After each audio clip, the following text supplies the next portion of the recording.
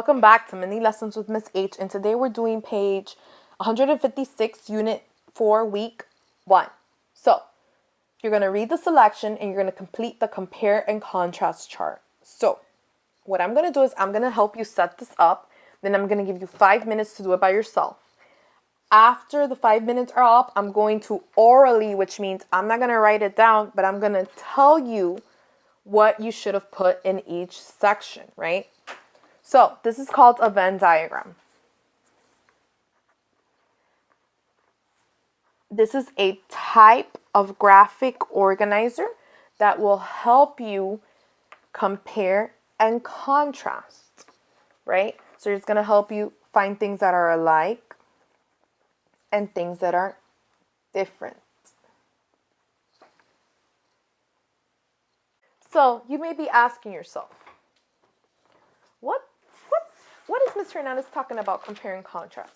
I don't know what she's talking about. She didn't teach me that. And you know that Ms. Hernandez and Ms. Seymour, we taught you that. You just forgot. And it's okay. We'll remind you. All right? So, to compare is to tell how things are alike. To contrast is to tell how they are different. So, my expectation is for you to look and see what things are being compared or are alike in the story and when things are different. So here, what could we put here? We could put,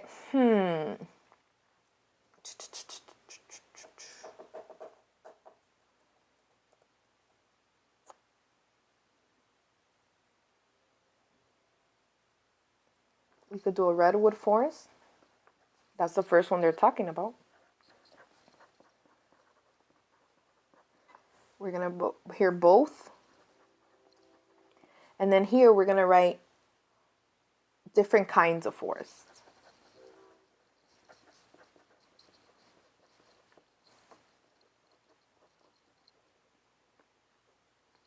Okay, so now you have 5 minutes to put in as many key details from the story that fit here. So for Redwood Forest, you would only write the key details, at least 2 key details for Redwood Forest. For different kinds of forests, you would obviously use the first paragraph that would tell you the different types of trees in those different kinds of forests and how they're different. And then here you would write how they're both the same, okay? You could write they both have trees, okay? They both are forests, whatever key detail you want to put in there. You have 5 minutes to do this. Ready, set,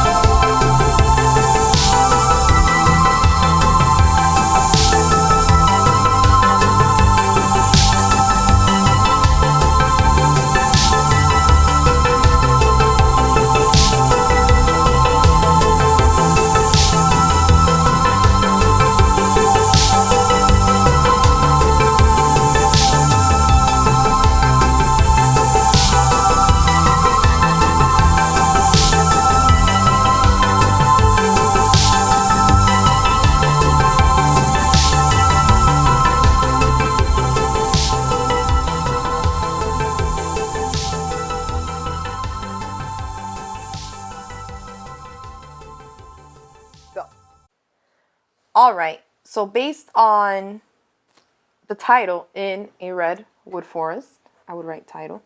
I already know the setting in that title.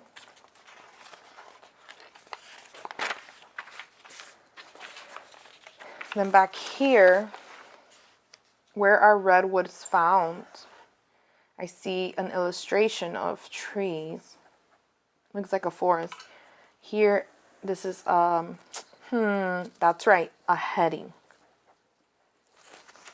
And then this one is another heading.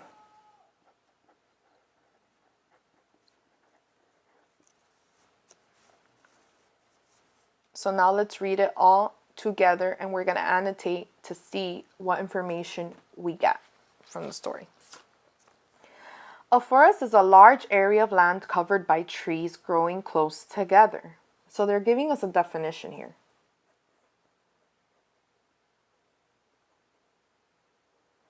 There are many kinds of forests. Some have hardwoods. These forests have trees that lose their leaves each year. Some forests have evergreen trees with needles. One of the most amazing kinds of forests is the redwood forest. So now they're talking about different kinds of forests, right?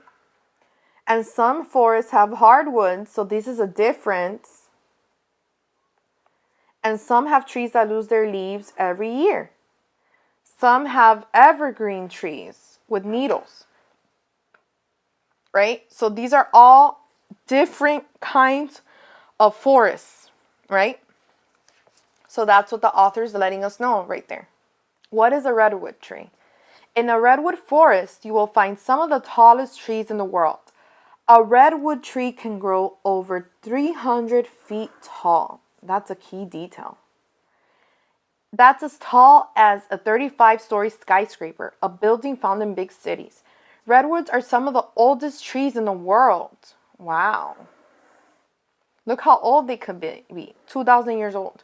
A redwood tree can live to be 2,000 years old. One reason is these trees can survive fire. Their thick bark keeps them from burning. Wow. That's a cool fact to know about redwood trees. 2,000 years old. I think I said 200. I meant 2,000. I'm sorry. Where are redwoods found? Redwood forests are not found everywhere. California is the only setting where they grow in nature. Key detail. This is a very important key detail, okay? Redwoods need a wet climate to grow. The coast of California is a good spot. There is fog almost every day. The fog keeps the soil moist. It also helps the redwood trees get water. They soak up water from the fog right into their leaves. In the past, people cut down many redwood trees. These big trees would have disappeared. Now most of them are protected in parks. So here in this one, I forgot to underline the most important details. They soak up water from the fog right into their leaves. So that's what helps them stay alive for so long. They can't be destroyed anymore. People can visit the parks to see these special forests. They're protected. Why? Because people were over cutting them. Okay, that's called deforestation. They're getting rid of them. So, let's count how many things how many things I annotated. So I annotated the title, that's 1, 2, 3, 4, 5, 6, 7, 8, 9, 10, 11. So out of 11, how many annotations did you match with Ms. Hernandez? All right? Until next time, bye! All right, so now we're going to review. So my expectation is that you have 2 key details for each section, right? And then that would be out of 6 here. So for Redwood Forest, you should have put that trees can grow over 300 feet tall. You should have put one of these key details here, 300 feet tall. And then that they could be up to 2,000 years old. That's super cool details, key details that let us know that a Redwood, I'm hungry, red food. Redwood forest is different than other kinds of forests, right? So here you should have put some have hardwood trees and some have evergreen trees with needles. These are the answers to question 1 and 2 that we did on last week, Friday, right? So here, some forests have evergreen trees with needles and some are hardwood. Now, for both, here's where you need to think about what Ms. Hernandez is going to tell you, okay? How are they both alike? They both have trees, right here, they both have trees, and they both are forests, right? They have a large area of land covered by trees growing close together. That's it. How do we know that's true for both of them? Because they both qualify as forests. And that's the definition that they gave us for forests. All right? So check how many you got right. Okay? And don't forget to hit that notification bell to stay up to date with the latest homework vids. And until next time, bye! All right, so the first thing we're going to do is read the selection. Okay?